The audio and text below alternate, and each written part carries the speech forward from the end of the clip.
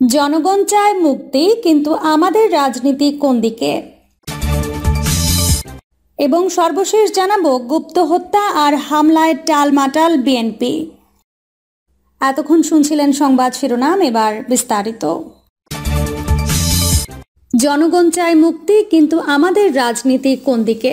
জনগণ চায় মুক্তি, ফ্যাসিবাদী স্বৈরশাসনের অবসান, খুনি শেখ হাসিনার আওয়ামী অপশাসনের পতন। সুযোগ পেলেই মুক্তিকামী জনতা বেরিয়ে পড়ছে, বিরোধী দলগুলোর মাঠে নামার চেষ্টা করছে, যুগপৎ কর্মসূচি চলছে। শত সীমাবদ্ধতা সত্ত্বেও মানুষের আস্থা এখনও বিএনপিতে।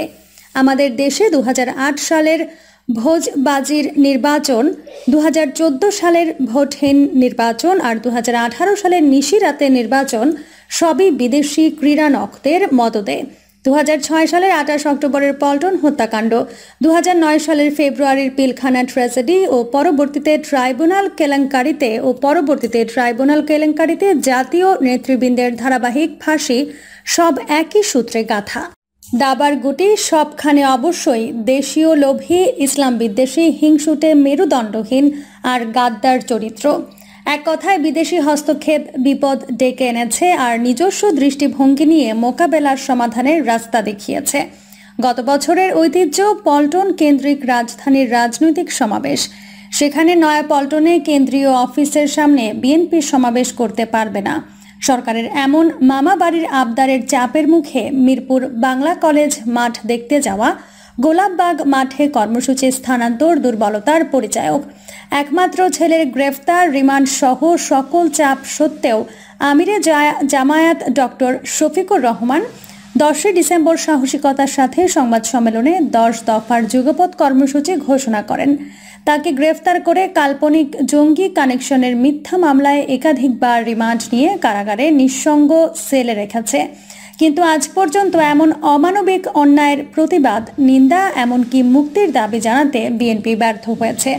30 ডিসেম্বর রাজধানীর যুগপৎ গণমিছিলের দিনে জামায়াতের মিছিলে পুলিশের গায়ে পড়ে হামলার শতাধিক নেতাকর্মী গ্রেফতার, থানায় নির্মম নির্যাতন, পুলিশ হাসপাতালে পুলিশ কমিশনারের বেআইনি হুমকি সহ দুর্বল স্ক্রিপ্টের নাটকীয়তা, হাজার হাজার নেতাকর্মীর বিরুদ্ধে বহু মামলা দায়ের দেশবাসীকে ক্ষুব্ধ করেছে। একই কর্মসূচি অন্য সকলে করতে পারলেও ডিএমপি কর্মকর্তার ভাষায় জামায়াতের অনুমতি নেই। অথচ অনলাইন আবেদনের পাশাপাশি সুপ্রিম কোর্ট বারের সাবেক সহকারী সেক্রেটারির নেতৃত্বে জামায়াত প্রতিনিধি সরাসরি দেখা করে সহযোগিতা কামনা করেছেন। এত সবের পরেও এ বিষয়ে বিএনপির নীরবতা প্রশ্নের জন্ম দিচ্ছে। আন্দোলনের মূল শক্তি তারুণ্য, ছাত্র যুবকদের ভূমিকা থাকে অগ্রগণ্য। 47, 52, 66, 71 এবং 90 সকল সাফল্যে রয়েছে মূলত তরুণদের জয়গান। প্রায় সকল ক্যাম্পাসে ছাত্রলীগের দৌরাত্ম্য বজায় রেখে ফ্যাসিবাদী সরকারের পতন আশা করা যায় না।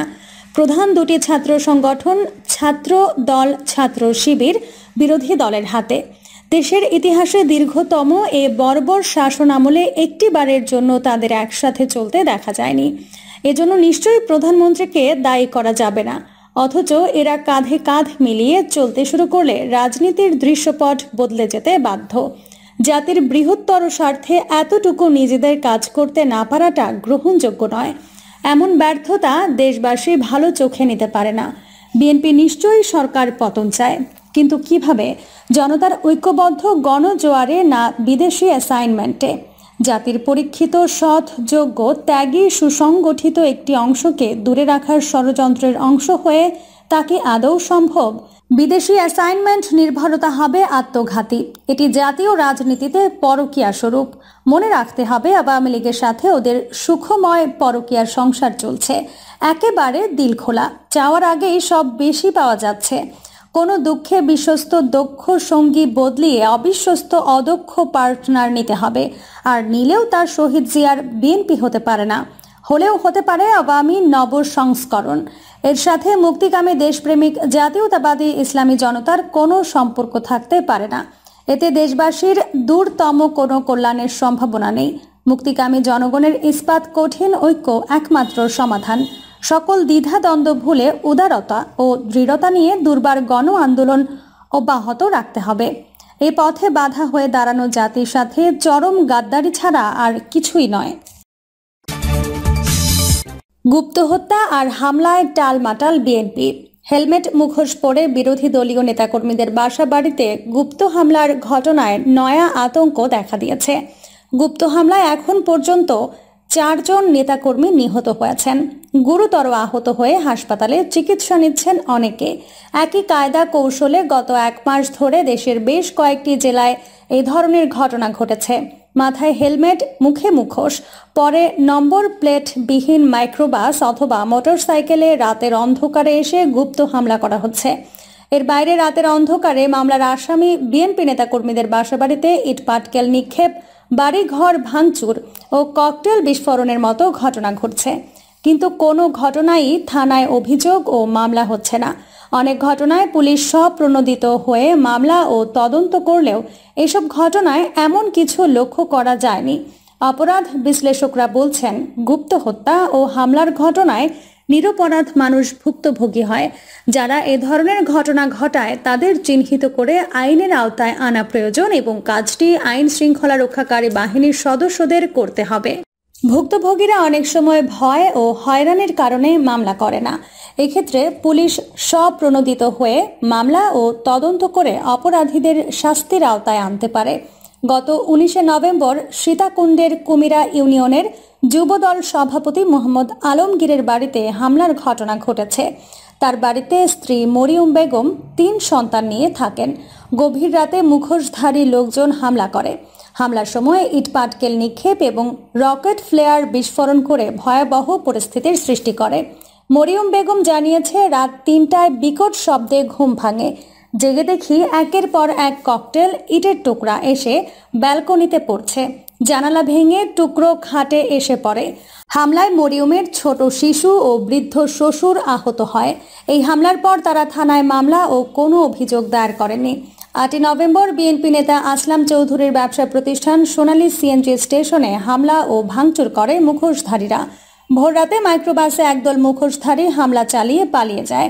সীতাকুণ্ড থানা নিকটবর্তী পৌর বিএনপির সাধারণ সম্পাদক শামসুল আলম আজাদের বাড়িতে হামলা করা হয়েছে। সীতাকুণ্ডের ঘটনা নিয়ে জানতে চাইলে চট্টগ্রাম জেলা পুলিশ সুপার SM শফিউল্লাহ মানবজমিনকে বলেন, গুপ্ত হামলার কোনো অভিযোগ আমার এলাকায় নেই। কেউ যদি সুনির্দিষ্টভাবে অভিযোগ দেয় তদন্ত করে ব্যবস্থা নেব। নোয়াখালী জেলার কোম্পানিগঞ্জ উপজেলাতে সবচেয়ে বেশি বিএনপি নেতাকর্মীদের বাড়িঘরে হামলার ঘটনা ঘটেছে। বিএনপি জানিয়েছে, উপজেলার অন্তত 29 জন নেতাকর্মীর বাড়িতে হামলা করা হয়েছে। এসব হামলার ঘটনায় পুলিশ কোনো পদক্ষেপ নেয়নি বলে জানিয়েছে বিএনপি। কোম্পানিগঞ্জ উপজেলা যুবদল নেতা জাহিদুর রহমান রাজনের বাড়িতে হামলা ও ভাঙচুরের অভিযোগ আছে। গ্রেপ্তার এড়াতে তিনি আত্মগোপনে আছেন। তার বাড়িতে হামলায় আঘাতের চিহ্নগুলো এখনও রয়েছে। পরিবারের দাবি, মধ্যরাতে মোটরসাইকেল নিয়ে অর্ধ শতাধিক লোকজন এসে ককটেলের বিস্ফোরণ ঘটায়, লাঠি সোটা ও ইট দিয়ে হামলা চালায়। কোম্পানিগঞ্জ উপজেলা বিএনপির সদস্য সচিব মামুদুর রহমান রিপনের বাড়িতে হামলার অভিযোগ আছে। বাড়ির প্রধান ফটকে হামলার চিহ্ন রয়েছে। প্রাচীরের ওপর বাতিটিও ভাঙা রয়েছে। প্রধান ফটকের দরজাটিও খুলে নিয়ে গেছে বলেও অভিযোগ করেন রিপন। একই উপজেলা ছাত্রদল নেতার শাহেদের বাড়িতে হামলা হয়েছে। সেখানে ঘরে জানালায় ও টিনের বেড়ায় আঘাতের চিহ্ন রয়েছে। শাহেদের পিতা জানান, ককটেল ফাটিয়ে এ হামলা চালানো হয়েছে। 29 অক্টোবর রাজশাহীর চিকিৎসক গোলাম কাজেম আলী চেম্বার থেকে রোগী দেখে মোটরসাইকেল যোগে বাসায় ফিরছিলেন। রাত 11:15টার দিকে একটি মাইক্রোবাস তার গতিরোধ করে।